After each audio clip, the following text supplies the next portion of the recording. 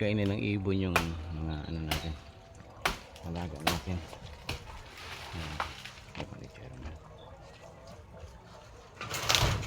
Tapos doon sa kabila, yan. Yan. So yan ang ginagawa natin dito para maproteksyonan yung ating isda.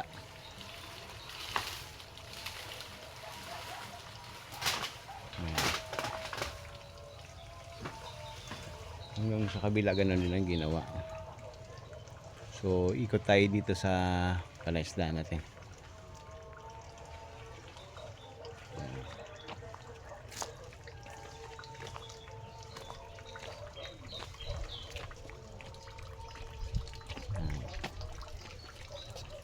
Dito tayo.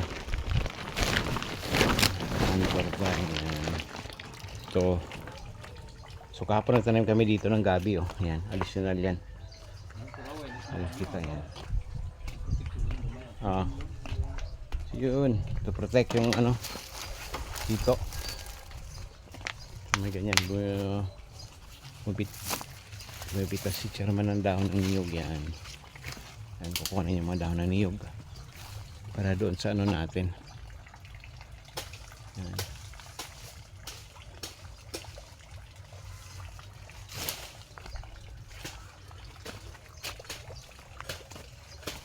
So ito yung mukha ng ano natin sa hituan.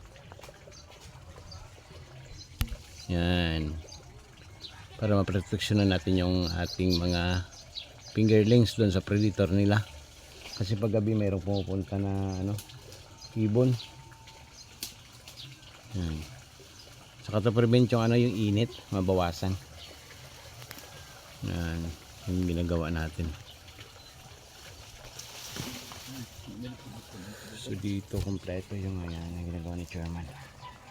Oh. Yan.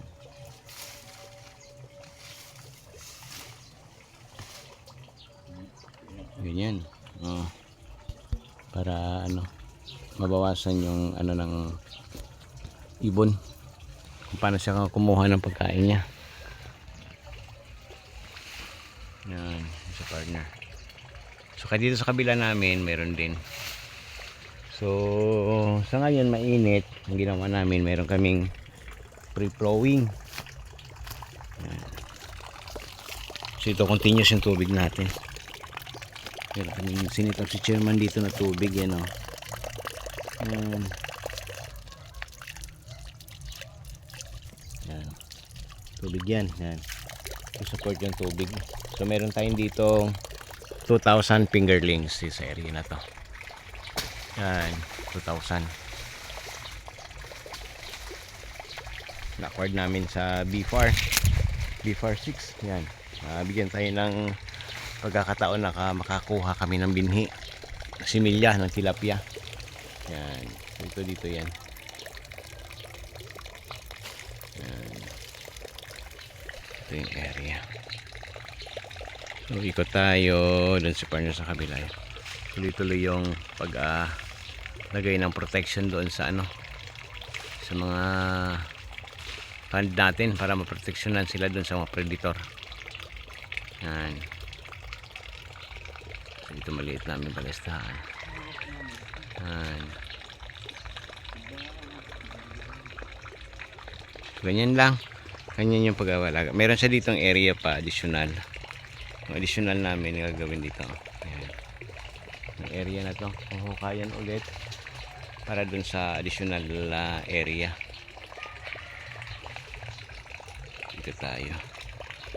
So dito, mamangha ka dito sa farm na to. Kompleto dito.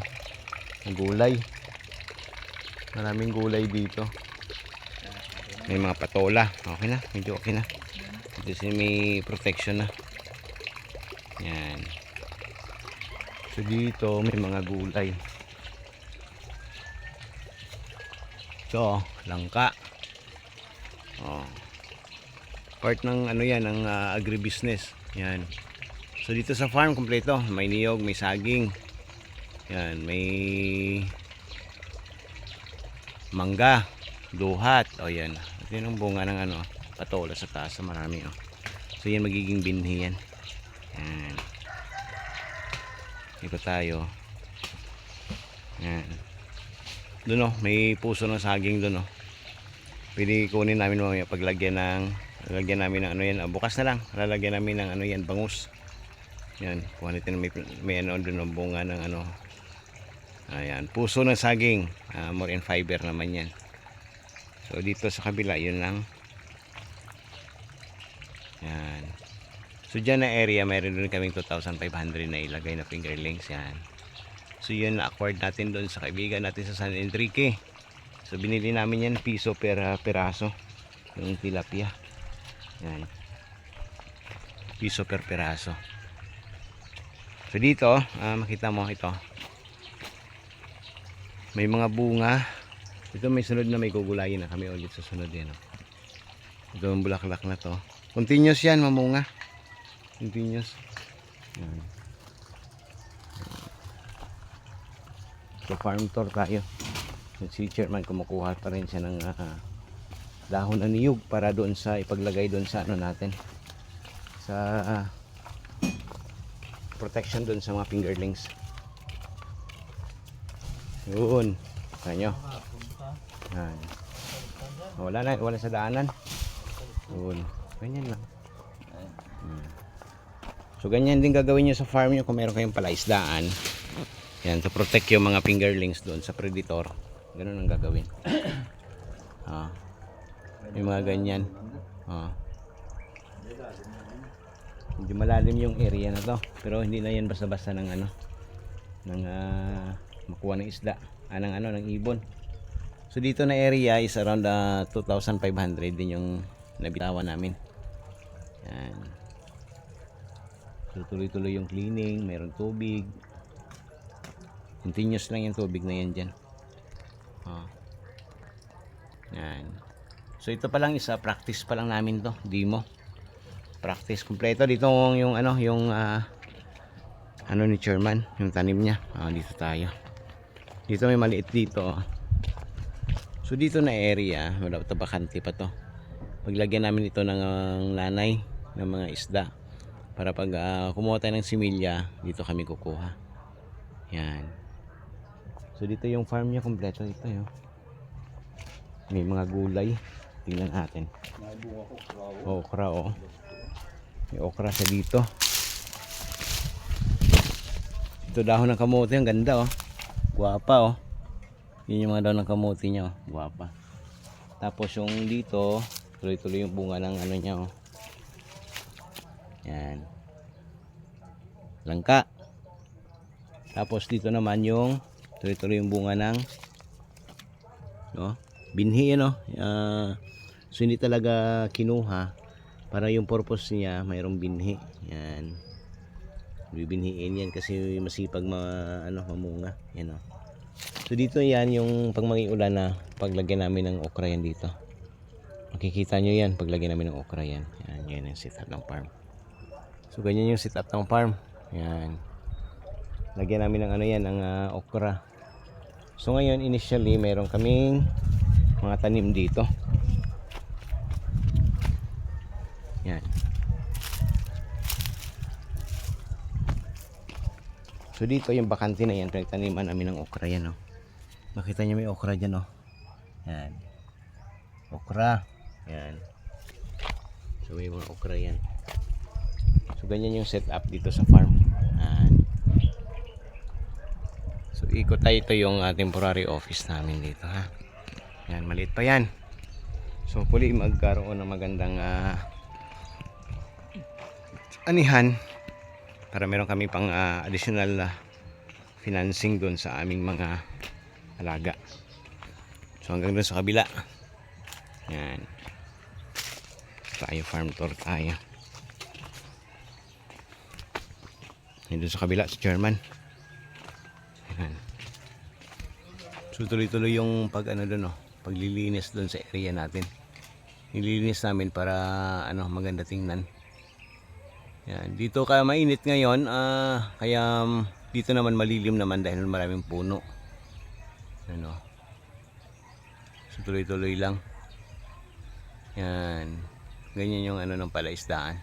Set up. Yan. So hopefully makaanit tayo ng medyo maganda. So ito palang running ano pa lang to sila 3 weeks na nilipat. So ganyan yung setup dito. Running 3 weeks pa lang sila. So hope to support lang yung ano namin yung farm technique namin para sa palaisdaan. 9,